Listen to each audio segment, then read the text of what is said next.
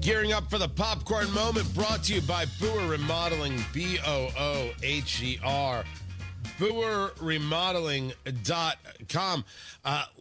That kitchen doesn't have to be that kitchen. It can be better. It can work better for you.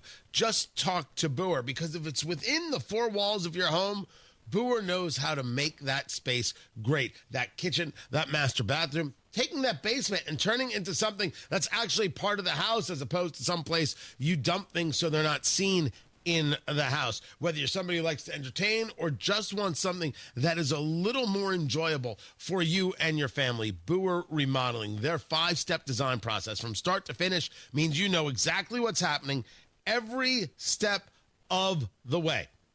Every step of the way, from the consultation to the construction, so you know what's happening. You have no stress. What you have is a beautiful kitchen or master bathroom or a new basement, maybe to enjoy that popcorn. The best materials, the most skilled craftsmen. They deliver quality work on time with a service-oriented attitude.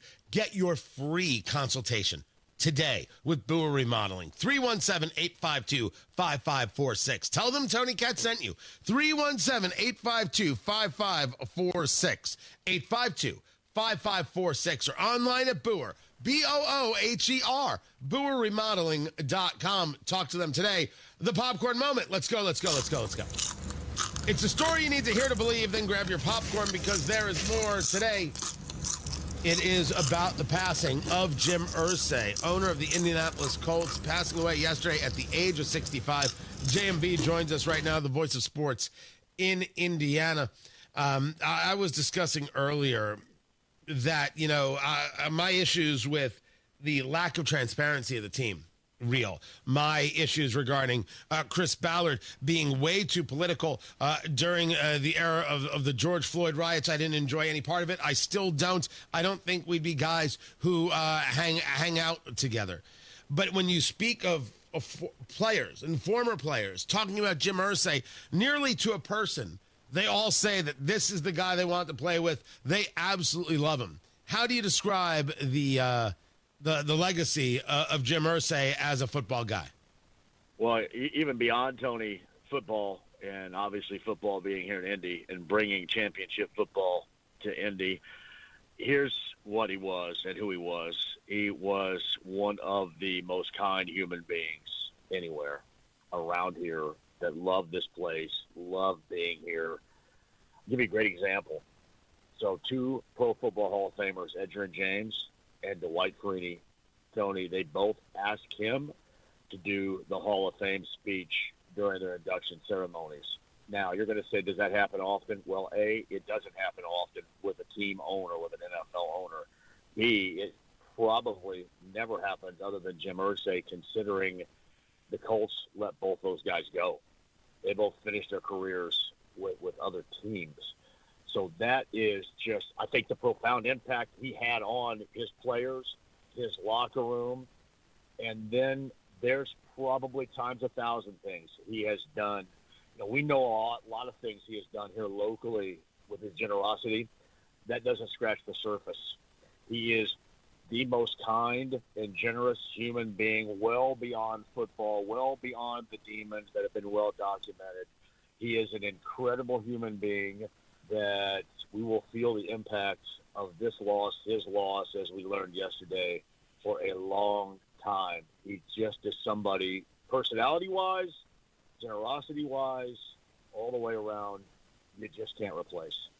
It wasn't lost on me that in the taking a look at the draft this year, they've always got the camera in the room, and Ballard's making this call and that call. We didn't see Jim Irsay in the room, which, to an extent, did it show that anything was wrong? And we, of course, were talking about this last year when we had heard he was in the hospital.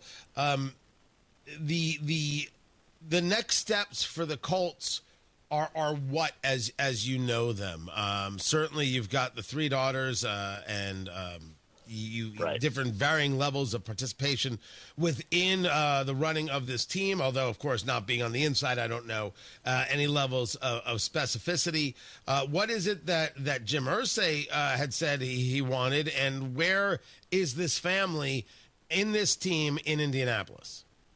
Well, Carly Gordon, or I should say Carly Irsay Gordon, will operate the team. And from what I've been told, that she has been prepping for the operation of the team now for a while. So they don't feel there's going to be, much of a wrinkle, in the transition. I shouldn't state it that way because that's probably not the way. That's how it was told to me.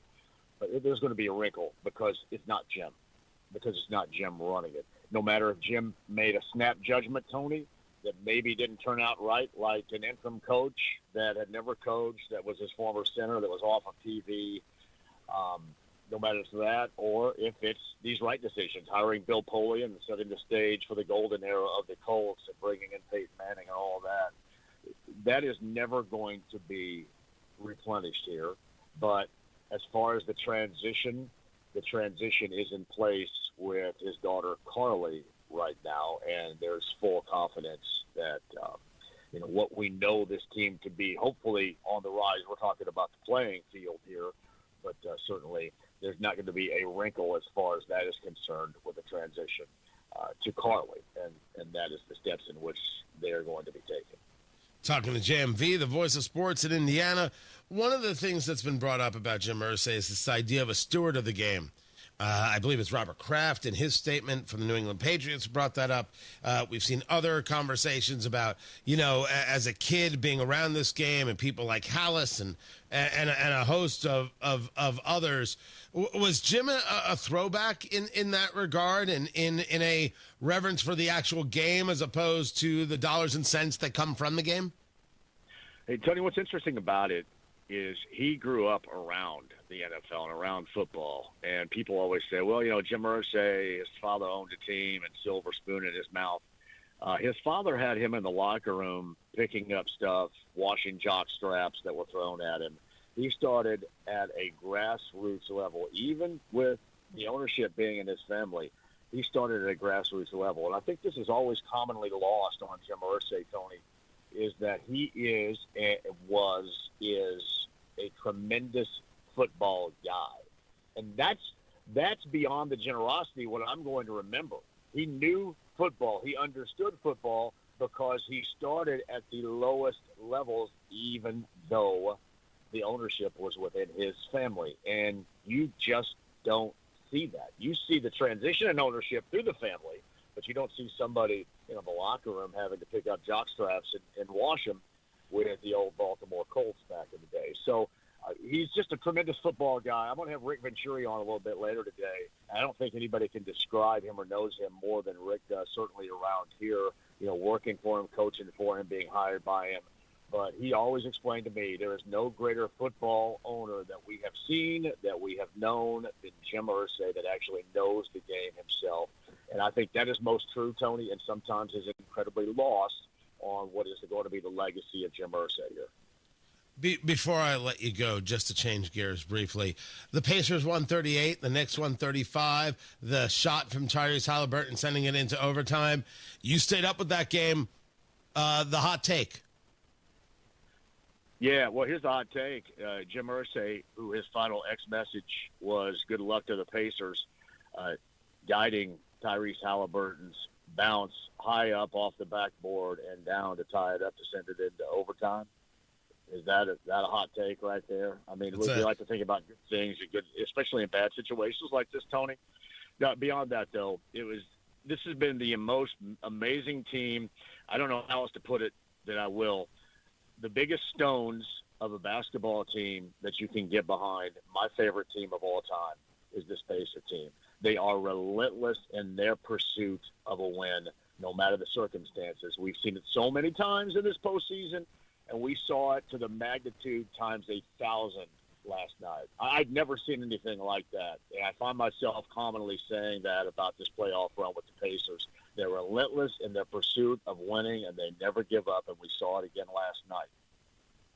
JMV, the voice of sports in Indiana. Catch him at 3 p.m. on 93.5, 107.5 The Fan. We'll see you then. Right now, Matt Barry.